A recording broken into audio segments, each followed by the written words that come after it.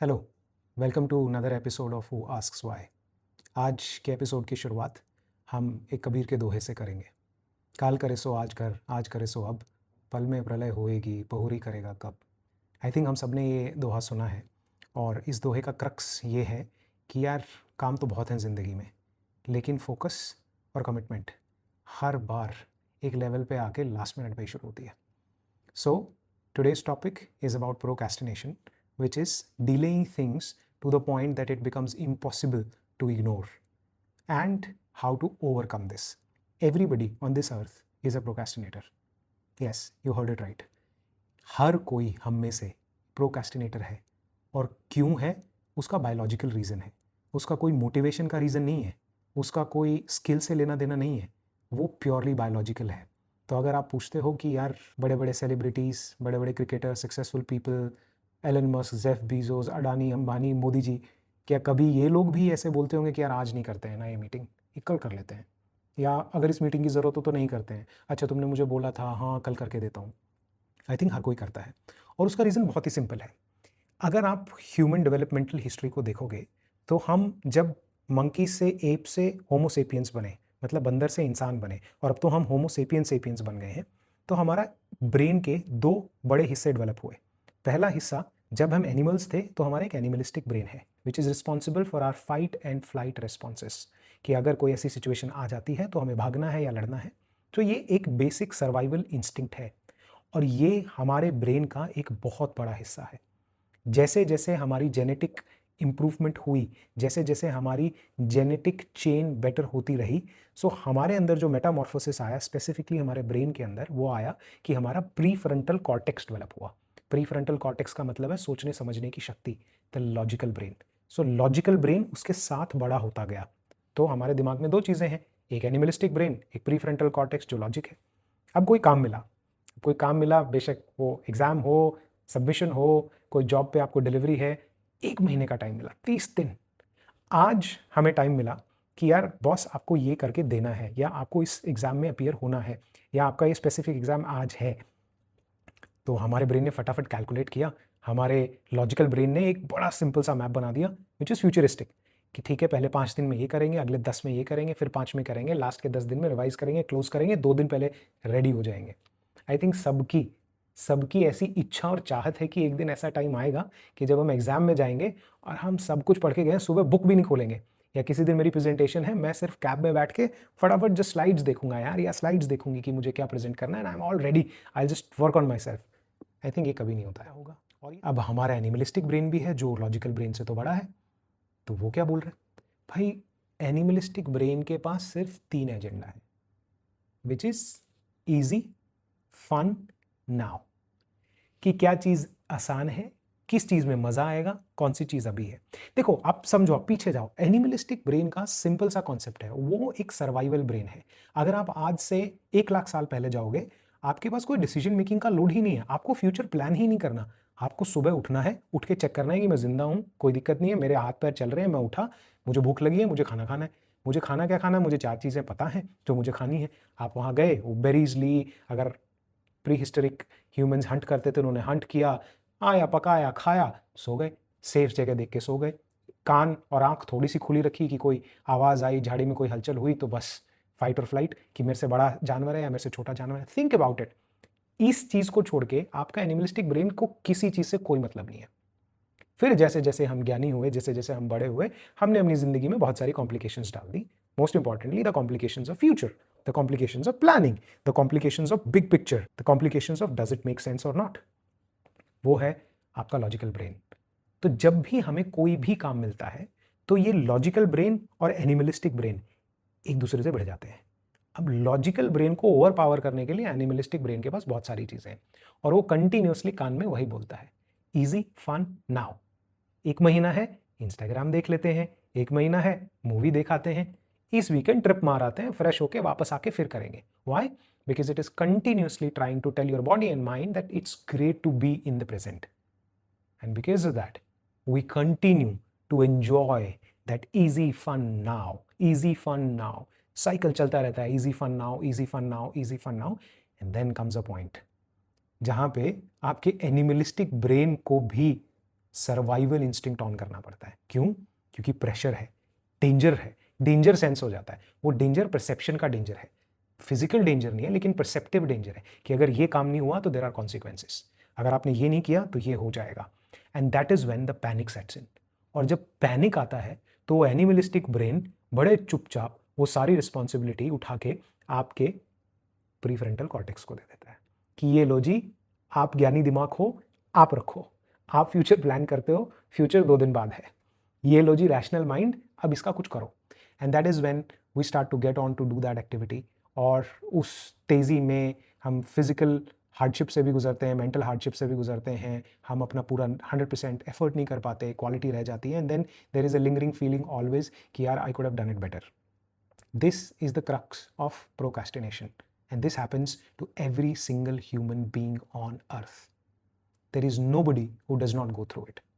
Now the question is, there are few people जो उसको अच्छे से मैनेज करते हैं, और हम जैसे बहुत सारे 98% लोग हैं जिनसे ही अच्छे से मैनेज नहीं होता। लाइफ में बहुत इजी सॉर्टेड वे तो है कि अगर आप 2 वेन डायग्राम बनाओ, एक तरफ आपके रैशनल ब्रेन का फ्यूचरिस्टिक मेकिंग सेंस और एडवांस्ड बिग पिक्चर वाला गेम है, और दूसरा आपके एनिमलिस्टिक ब्रेन का फन, इजी एंड नाउ है। अब इन दोनों को अगर आप जोड़ोगे तो इनके बीच में एक हिस्सा है जहां पे दोनों चीजें साथ साथ चल सकती हैं कि फन भी हो जाए और काम भी हो जाए। आई डोंट थिंक सो ये किसी के लिए भी पॉसिबल है। बहुत बहुत कम लोग हैं जो कर पाते हैं, और भाई वो सही मायने में इसी वजह से सक्सेसफुल हैं दैट वो अपने उन दोनों ब्रेन्स को एक साथ लाके they have trained themselves to be so कि वो उन दोनों ब्रेन्स को एक साथ लाके इस इंटरसेक्शन में काम कर लेते हैं। अब ये जो एनिमलिस्टिक ब्रेन वाला जो बड़ा पाए है, यह है डार्क प्लेग्राउंड। इस प्लेग्राउंड में खेलने में बहुत मजा आता है, क्योंकि ये प्लेग्राउंड में खेलते हुए थोड़ा थोड़ा डर भी लग रहा है कि यार खेल तो रहे हैं लेकिन काम भी करना है। And that is a feeling that continuously keeps you on toes, and that is a feeling that you enjoy. That is a feeling, आप जो लोग हॉस्टल में रहे हैं उन्हें पता है कि हॉस्टल से भाग के जाने में कोई हीरोइक मेडल नहीं मिलता है, कोई हीरोइज्म का तमगा नहीं देता है आपको, लेकिन वो जो एक्साइटमेंट है कि पता नहीं क्या हो जाएगा, ये करके देख लेता हूँ, पता नहीं क्या हो जाएगा, ये करके देख लेता हूँ, that is something that keeps you alive and kicking. In the same way, अगर आपका एनिमलिस्टिक ब्रेन है वो अपने डार्क प्लेग्राउंड में खेलता रहेगा और आप उसके साथ खेलते रहोगे क्योंकि मजा आ रहा है, आपकी बॉडी में से हॉर्मोन्स रिलीज हो रहे हैं, राइट। और एक तरफ रैशनल ब्रेन है। अब रैशनल ब्रेन का तो कोई बेचारे का तो फेयर प्लेग्राउंड है यार, वो फेयर प्लेग्राउंड में कुछ एक्शन ही नहीं हो रहा। अब जब उस फेयर प्लेग्राउंड में कोई एक्शन नहीं हो रहा, so then it starts to generate the feelings of anxiety, the feelings of guilt, the feelings of fear. और जब ये फीलिंग्स आती हैं, that is when we start to feel bad, और फिर एक लेवल पे जाके फियर की फीलिंग इतनी बड़ी हो जाती है कि the animalistic brain has to go away. और इसी वजह से हमारा फोकस, हमारी कॉन्सेंट्रेशन और हमारी कमिटमेंट कंटिन्यूसली क्वेश्चन में रहती है। सो पहली चीज that I want to set right is that it happens to everyone, so you are not alone, everybody goes through procrastination. But now the second part of this video which is कि अब है भाई, ये तो fact establish हो गया, अब इसका करें क्या। सो इसका करने के लिए आप इंटरनेट पे जाके सर्च करो कि 10 तरीके की आपको डिफरेंट एक्सरसाइजेज मिल जाएंगी कि ये फियर, एंग्जाइटी, गिल्ट को कैसे मैनेज करना है। You should have a reward system, अपने गोल्स को पब्लिक कर दो ताकि वो सारे लोग आके आपको खुद डेडलाइन दे दें। बट मैंने बहुत सारी चीज़ें ट्राई करी हैं, I don't think so it works that well, and that's a personal feeling कि आप 2 दिन, 4 दिन, 5 दिन तो करोगे बट उसके कोर रीज़न में नहीं घुसोगे। और being a professional procrastinator for decades now, I think I figured out one simple way and I figured out the reason for this. और मुझे जो लगता है जो सबसे बड़ा रीज़न है दैट हम किसी काम को आज नहीं करना चाहते इज़ नॉट बिकॉज कि हमारे पास स्किल नहीं है, नॉट बिकॉज कि हम उसको कर नहीं सकते, नॉट बिकॉज कि हमारे पास कैपेबिलिटी नहीं है, और ये फिजिकल और मेंटल दोनों तरीके के कामों के लिए है। मुझे लगता है कि we operate from the emotional avoidance place. Emotional avoidance place का मतलब है कि उस काम को ना करने का मेरे पास कोई डीपली इमोशनल रीजन है। कोई आपको बोल दे कि यार अपने दोस्तों के साथ आप एक ट्रिप मारो यार, जाके जाओ 4 दिन ट्रिप मारो, ये आपका टास्क है। इमेजिन आपकी इमोशनल अवॉइडेंस जीरो है, जीरो। आपको रात को 11 बजे भी उठ के आपको पैकिंग करके 1:30 बजे स्टेशन पे जाके सुबह 4 बजे की ट्रेन पकड़नी है, आप पकड़ोगे। आपको खड़े होके जाना है 200 किलोमीटर, आप खड़े होके जाओगे। लेकिन कोई आपको बोल देता है कि यार एक काम करते हैं, let's start a new course, हम सब लोग मिलके एआई सीखते हैं, हम सब लोग मिलके LLM सीखते हैं, ये कोर्स खरीद लिया है, अब इसको सीखते हैं, इसको सीखने के बाद हम ये काम करेंगे। आप इमीडिएटली होते हैं हाँ यार चलो अच्छा तो लग रहा है, आपका रैशनल ब्रेन तो बोल रहा है या sorted future, very nice, this is how the plan should be, this is how the big picture is looking like, we should do this course.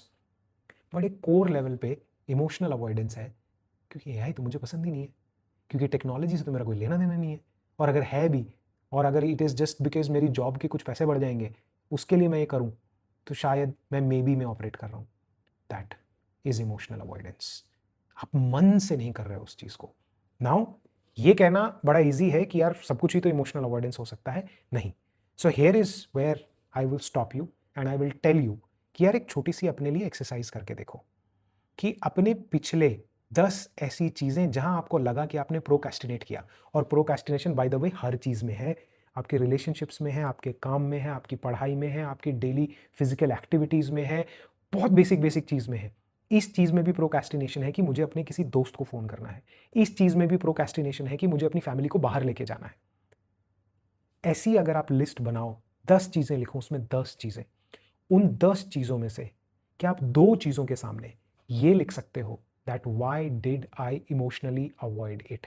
मैं नहीं बोल रहा 10 के 10 के सामने लिखो, 2 के सामने लिखो, और उन 2 के सामने बहुत क्लियर होके लिखो। 10 मिनट बैठ के कॉपी पेन लेके ये काम करके देखना, और अगर आप 10 के 10 लिख पाओ तो power to you, I mean that would be fantastic and amazing. और उसको लिखने के बाद then it gives you a read inside your mind, it gives you the address of the door that is blocking the marriage of your rational mind and your animalistic brain. वो बीच का हिस्सा जो सबसे मज़ेदार है, जहाँ पे सारे काम होते हैं। सो अगर प्रोक्रेस्टिनेट करते हो तो कोई बड़ी बात नहीं है, ये कोई बीमारी नहीं है, ये हमारे ब्रेन की एक डिफ़ॉल्ट सेटिंग है, this is our biology. Don't fight it, learn to manage it, learn to identify it first. और आज की ये वीडियो सिर्फ इसी आइडेंटिफिकेशन के बारे में थी कि अगर मुझे बैठ के पढ़ना है 4 घंटे, तो अगर मैं नहीं पढ़ पा रहा हूँ, वो कोई सब्जेक्ट से लेके इशू है, या फिर मेरी कंसंट्रेशन में मेरे दिमाग में कुछ ऐसी चीज़ चल रही है जिसकी वजह से मैं इमोशनली पढ़ाई को अवॉइड कर रहा हूँ, या ऐसा कोई मेरे साथ अभी इंसिडेंट हुआ है जिसके बारे में मैं कंटिन्यूसली सोच रहा हूँ, जस्ट राइट इट डाउन। एक बार उसे लिख लो, लिखना बहुत पावरफुल होता है। एक बार उसे लिख लोगे, आपका ब्रेन रजिस्टर कर लेगा, दोनों, रैशनल भी एनिमलिस्टिक भी, की हाँ यार ये प्रॉब्लम है। और हो सकता है कि आपका एनिमलिस्टिक ब्रेन उस बहुत बड़ी प्रॉब्लम को इमीडिएटली उठाए और एक कोई ऐसी छोटा सा काम करे जिससे वो बन जाए easy, fun and now. So it's amazing to be in present, it's amazing to be in now. But हर बार जब हम वो एक ट्रैश कैन जो हमारे रोड पे जब हम चल रहे हैं हमें दिखी, हमने उसको लात मारी, वो आगे गई, भैया रास्ता तो वही है, उसी से जिंदगी में आगे बढ़ना है, वो आगे पड़ी फिर मिलेगी। So for once try to identify that this is a trash can, उसे उठाओ, एक डब्बा खोलो, उसमें डाल दो और उसे ढक दो। शायद आगे जाके दूसरे रंग की ट्रैश कैन मिलेगी, पर वो दोबारा नहीं मिलेगी। I wish you all the luck. I wish you all the power. Go dominate this world. Get better in everything that you do. Keep procrastinating, but know why you do so. Thank you so much. I'll see you in the next one.